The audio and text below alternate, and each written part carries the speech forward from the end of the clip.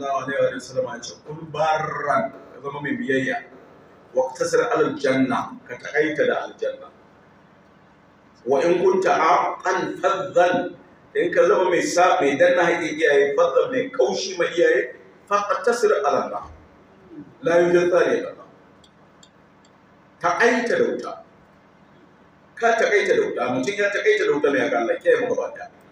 a cikin kafin juzu'i na biyu shafi na 348 akwai wannan riwaya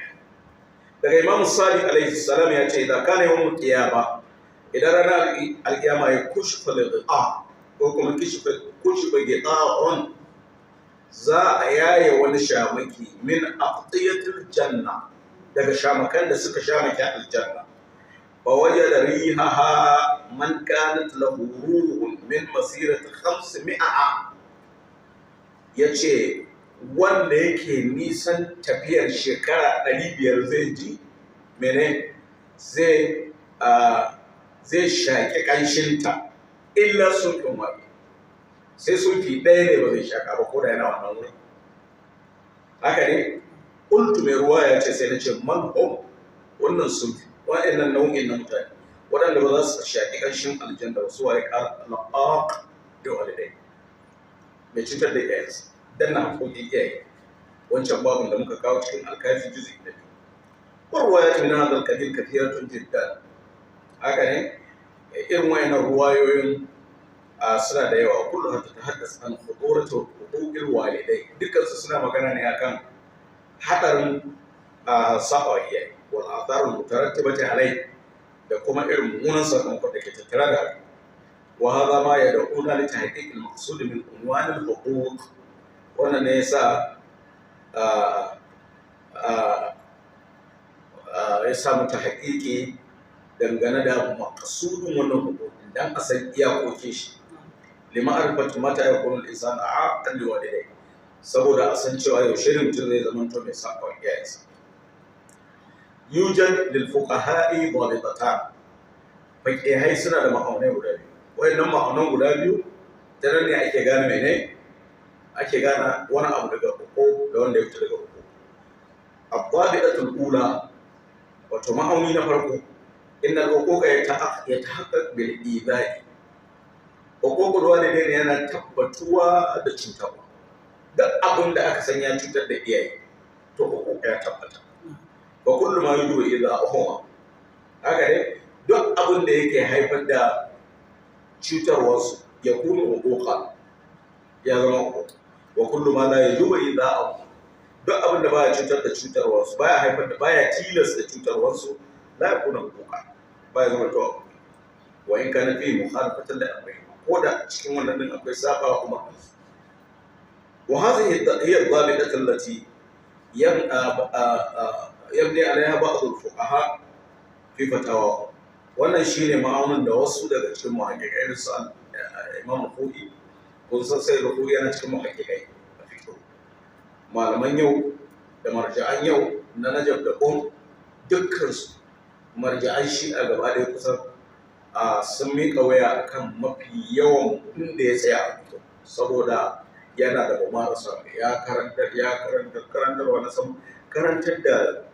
fiƙo mai zurfi da bincike da tarihi na wannan shekara 50 yana wannan aiki haka ne to saboda haka nan yana ɗaya daga cikin waɗanda da an majirarsa da yawa wanda ya faɗa ka fi fatawa ko ta ƙaidar tuhufi sharifa a cikin fatawoyin sa wannan ya bayyana da ta ƙarirorin mahasusunsa wani za ƙara ta'alik na da kalam sahib al-urwa lokacin da yake ta'aliki da musu imam kuma su sai rafiqani su ne sun yi ta'aliki akan wata rafiqa a lokacin da yake ta'aliki akan wata rafiqa fi itibarihi safar al-walid ma'ana haihu waladai an safar muharram a lokacin da ya la'akari da cewa tafiyan da mutum zai yi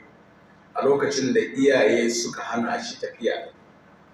yana son ya tafiya sai iyaye suka ce kaka sai ya tafi a kan haka to wannan tafiya din yana cikin tafiya muharramai wanda wasu malamai suka ce daga cikin akwai muhaqqiqin suka ce to ba zai kasarwa saboda tafiyan haram haka ne saboda an ce mishi kadai haka ne aza aidan da la dalila ala hurmatihi ma lam yablugha dalila yace to wannan shi kai babu dalili yana taki babu dalili akan haramcin wannan tafiya din matukar bai kai haddin cutar ba, ma'ana bai cutar da su da tafiyar shi. idan lam yanhad dalilun ala wujub da'atul walidain ala sabil al-itlaq, idan dalili bai tsayi ba akan wajibcin bin iyaye akan sabilin itlaqi, an yi itlaqi ala haddi idarat al-abd sayyidi, an yi itlaqi akan haddin biyayyar bawa ga shugabansa, wanda shi wannan an yi itlaqi, amma wannan itlaqi ne ce babu shi, wato akwai kaidin idai, saboda haka babu shi. To idan babu wannan, da saboda haka nan babu dalili akan inda ba wannan tafiya shi bai cutar da bai haifar da cutarwarsa ba, bai tilasta cutarwarsa, to in suka hane shi ya tafiya ya kaza, bai tafiya karan ba. wa karbana ala hadhihi dabita aidan da wa'id min al-a'lam, ya ce fiye da ɗaya daga cikin malamai sun gina akan wannan, wato da sai da ke gani a kada sallahu nafsahu, kamar yanda ya bayyana cikin tahqiqansa wa rubutu qashima juz'i na shafi na 436. sai Siskani su ma sun ce shi ma tahqiqin sa wa rubutu da kuma a juz'i na 2 shafi na 244 haka nan ya faɗa ka cikin al-fiqh al-muqtaribin juz'i shafi na 362.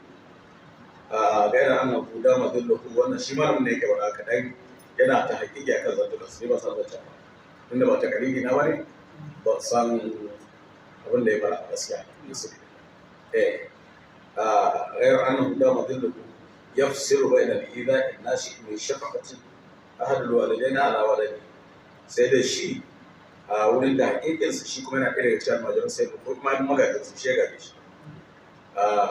ya ce yana rabewa tsakanin cutar wanda ya samo asali daga tausayin ɗaya daga ciki iyaye ga ɗansu, wato ya zama to tausayin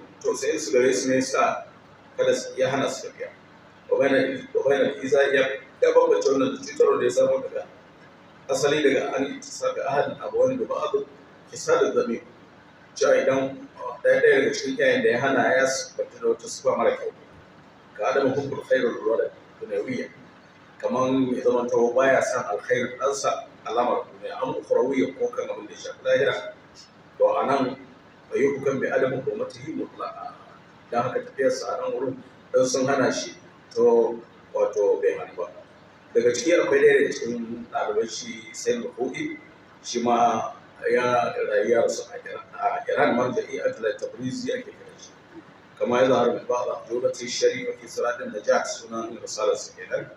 juz'i na 2 shafi na 272 a tambaya ta 850. to duka ya ce wasu daga cikin muhimmanci shi ne a kawo haka ne min al-a'lam, wato waɗanda suke manya ba. walau aranna tawdiba zai zabita, da za mu so mai sharhin wannan zabita min khilal nisa ta fuska bayar da misali, kulna da za mu ci an numathira bayar da misali bi qadiyat mashal insan ma awalidi, a qadiyar nan ta mutum yana tafiya tare da mahaifinsa, bi itibar anna min jumlatul adab al-akhlaqiyya allati hatta shari'u alaiha bi mashal insan ma awalidi, bisa la'akari da cewa daga jimillar ladubba na kyawawan ɗabi'u waɗanda shari'a mai albarka ta kwaɗaitar a kai dangane da tafiyar ɗa tare da babansa, Allah ya ƙwari na mutum da shekara ya kafaɗa da shi a tafiya. Fadlan da ya taƙaddama ne, balle ya shiga ga wasu. Wato ma'ana akwai wannan ɗin. Akwai ruwaya da ta zo tana faɗa ka cikin alkafi haka dai juz'i na 2 shafi na 159 daga Abul Hassan, wato shi ne wane? Shi ne Musa ibn Ja'far, yana cewa sa'ala rajul, wani mutum ya tambayi Rasulullahi sallallahu alaihi wa alihi ma haqqul walid ala walad, menene haƙƙin mahaifi akan ɗansa? Qala la yusammihi bi ismi, yace kada ya kira shi da sunansa, wala yamshi baina yadai, kada ya tafiya kafada da shi, wala yajlis qablahu, kada ya zauna kafin shi, ya bari har sai ya zauna kafin